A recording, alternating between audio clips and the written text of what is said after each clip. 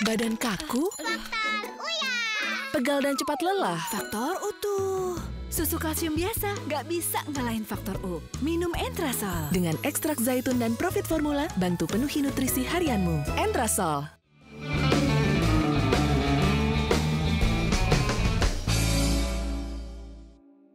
Dipersembahkan oleh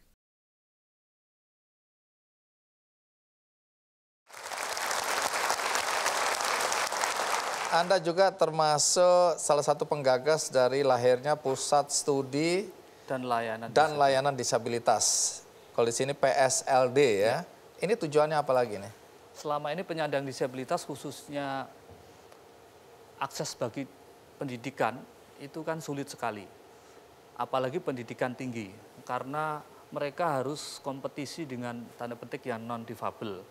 Nah, kalau itu memang dilakukan, maka bagaimana kita ketahui penyandang disabilitas itu kan sekolahnya banyak yang di SLB dan juga kalau nggak di SLB adalah mayoritas atau beberapa di antara mereka kebanyakan itu sulit secara ekonomi.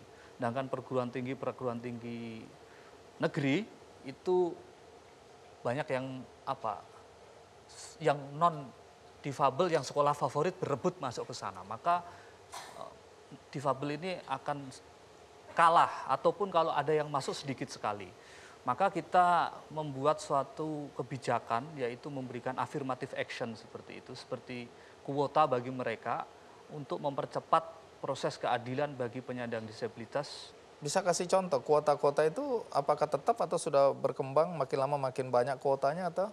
Alhamdulillah kuotanya semakin naik. Dari tahun 2012 kita membuka, kita pertama kali mengunjungi sekolah-sekolah di Jawa Timur, terutama SMA LB itu yang daftar sekian, yang kita terima itu 15. Kemudian naik lagi tahun 2017 itu 32. 32 anak boleh masuk perguruan tinggi ya. Beberapa waktu lalu kan Anda dan teman-teman melalui PSLD juga bikin seminar tadi ya. Kemudian ada workshop dan ada beberapa hasil yang dicapai, ada 38 poin kalau nggak salah ya. Atau titik perhatian. Nah kalau saya lihat di sini kan misalnya wajib hukumnya memberikan kuota pekerjaan kepada penyandang disabilitas ya. Kemudian makruh hukumnya memberikan upah yang lebih kecil kepada penyandang disabilitas karena keterpaksaan ya. Haram hukumnya kalau selisih upah terlalu jauh. Nah ini menarik ini karena pembelaan terhadap penyandang disabilitas ini ya. Ini hak-hak ya. Kemudian haram kalau bank menolak pinjaman ya kepada penyandang disabilitas semata-mata karena dia disabilitas tanpa melalui survei ya. Jadi harus fair juga di sini ya.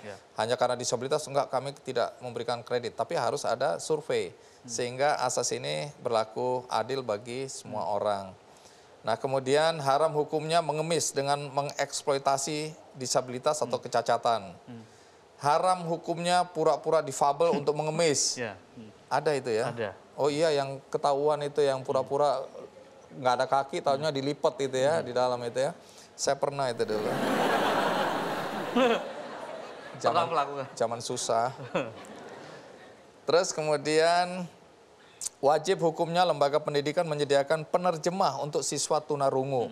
Nah ini juga menarik ya, karena tunarungu nanti kita dengarkan salah satu narasumber kita nanti juga punya gangguan pendengaran dan memang dibully. Dan ini yang saya anggap mungkin agak kontroversi, tapi mungkin Anda bisa jelaskan. Muslim tunanetra boleh menggunakan anjing penuntun termasuk menuju tempat ibadah. Itu kenapa sampai lahir kesimpulan seperti itu? Ada program peduli namanya, didanai oleh program peduli itu, mendanai kami untuk melakukan survei ke 3 tempat, ke pesantren dan juga ke komunitas-komunitas penyandang disabilitas. Survei kepada penyandang disabilitas, kesulitan apa saja yang Anda hadapi dalam melaksanakan kehidupan sehari-hari termasuk ibadah, muamalah, keluarga dan juga kebijakan publik. Hasilnya adalah ada 38 masalah yang harus dipecahkan melalui hukum agama, ini adalah hukum Islam. Kemudian setelah itu kita mengumpulkan para kiai dan juga para ustadz dan juga masyayikh yang karena keterbatasan dana kita di Jawa Timur saat itu kita sodorkan permasalahan ini, kita hadirkan penyandang disabilitas, ini bahwa ada problem yang harus dihadapi. Nah, salah satu problemnya adalah tadi bagaimana misalnya ketika saya tidak punya tangan, saya mau wudhu yang dibasuh apanya? Nah, itu menjadi problem. Kalau saya pakai tongkat mau masjid, sedangkan masjidnya itu tempat wudhunya licin dan seterusnya, bagaimana hukumnya? Nah, itu mau Jumatan, nah itu nanti adalah boleh, tidak usah Jumatan. Tapi sampai kapan kita tidak boleh Jumatan misalnya? Nah, itu kan perlu dipikirkan. Ulama-ulama itu kemudian berdebat dengan membawa kitabnya masing-masing, referensi. Kemudian hasilnya itu kita kumpulkan dan ini menjadi dasar referensi agama kita untuk melakukan daya dorong terhadap perubahan. Kemudian salah satunya yang menarik adalah itu tadi, bahwa ternyata ulama-ulama itu setelah dikumpulkan berdebat itu, apabila memang muslim itu membutuhkan anjing dan anjing itu sangat berguna bagi difabel tunanetranya itu tadi dan tidak ada teman yang lain, maka boleh dia menggunakan tunanetra itu asalkan ada syarat di situ, tidak sampai kena orang, tidak sampai lidah dan seterusnya. Karena itu adalah alat yang mampu menuju dia dalam kebaikan. Walaupun dia najis, tetapi kan bagaimana menghilangi najis ini saja. Dan itu tidak masalah di ayat itu. Nah, kita mengumpulkan itu insya Allah akan menjadi buku yang sekarang sedang proses pengantar. Gitu. Baik, itu alasannya ya, dengan catatan-catatan tadi. Nah, sekarang siapa yang mau bertanya? Sebagai catatan saja bahwa Anda adalah penerima Gantari Award ya. Gantari Award adalah penghargaan yang diberikan oleh PT Telkom bekerja sama dengan Ki Candy Foundation untuk orang-orang atau teman-teman saudara-saudara kita penyandang disabilitas yang melakukan sesuatu dalam hidup dia yang bermanfaat bagi orang banyak, dan Anda adalah salah satu penerima Gantari Award ya. Baik, ada yang mau bertanya? Oh, apa motivasi Anda untuk tetap semangat dalam melanjutkan pendidikan Anda sampai master S2? Karena mengingat banyak orang-orang normal seperti kami mudah putus asa dalam ketika terbentur satu atau dua masalah. Terima kasih. oke. Motivasi saya adalah bahwa saya tidak pernah menganggap diri saya ini tanda petik cacat ya. Apa yang saya lakukan tidak mampu dan seterusnya itu bukan karena saya yang tidak mampu, tapi karena memang bahwa cacat itu, seseorang menjadi cacat itu karena fasilitas yang tidak ramah. Apa yang saya miliki ini bukanlah kejahatan atau keburukan, karena kondisi saya, maka itu harus dirubah.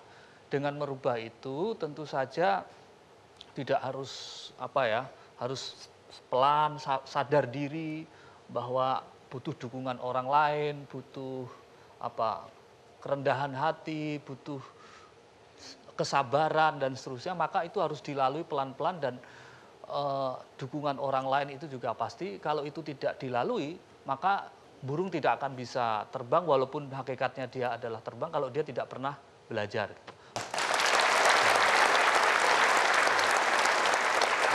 Baik, terima kasih Mas Slamet Tohari. Anda mau menyampaikan sesuatu bagi teman-teman penyandang disabilitas yang mungkin sampai hari ini belum berani untuk tampil, kemudian merasa rendah diri, malu, atau orang-orang tua yang merasa malu punya anak tidak sempurna secara fisik? Semua orang itu punya hal yang unik, semua hal punya berbeda-beda, baik itu dari suku, ras, agama, dan banyak hal yang lain. Kita mengakui bahwa manusia ini adalah manusia yang doif, lemah, menyadari kita butuh bantuan orang lain, maka tiada lain penyandang disabilitas, orang tua dengan penyandang disabilitas, masyarakat semuanya harus menghargai dan memberi kesempatan yang sama terhadap penyandang disabilitas. Saya kira itu.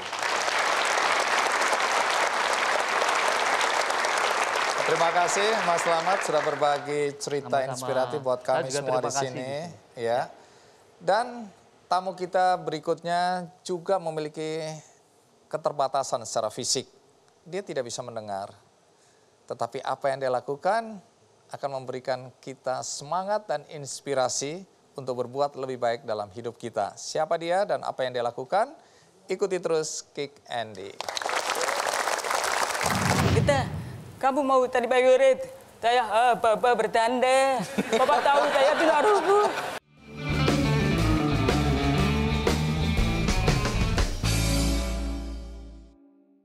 Dipersembahkan oleh